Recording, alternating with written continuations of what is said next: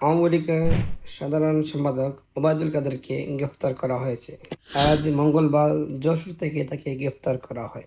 ওবায়দুল কাদের এতদিন পলাতক ছিল, অবশেষে সে পালিয়ে যাওয়ার মাধ্যমেই পালাতে পারলেন না, পালিয়ে যাওয়ার মাধ্যমে গ্রেফতার হয়ে যান ওবায়দুল কাদের।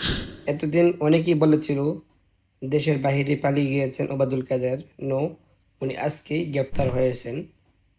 বিমানবন্দর থেকে কিছুদিন আগেই ওবায়দুল কাদেরের পাসপোর্ট উদ্ধার করা হয়। কিছুদিন আগে সেই সময় ধারণা করা হয় দেশ থেকে পালায়ন করতে পারেননি তিনি, তাই আজ ওনাকে গ্রেফতার করা হয়েছে। এটাই 100% গ্যারান্টি, এটাই জ্বলন্ত প্রমাণ।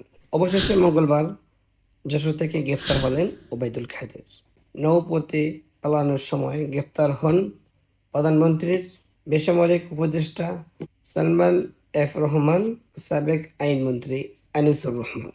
মঙ্গলবার 13 আগস্ট তাদেরকে গ্রেফতার করে আইনে আওতায় আনা হয়।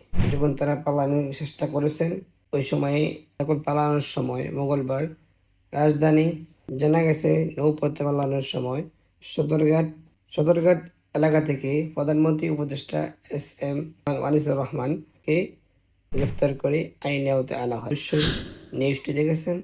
নিত্য নতুন নিউজ পাওয়ার জন্য আমাদের চ্যানেলটি সাবস্ক্রাইব করে রাখুন। ফলো দিয়ে পাশে থাকুন।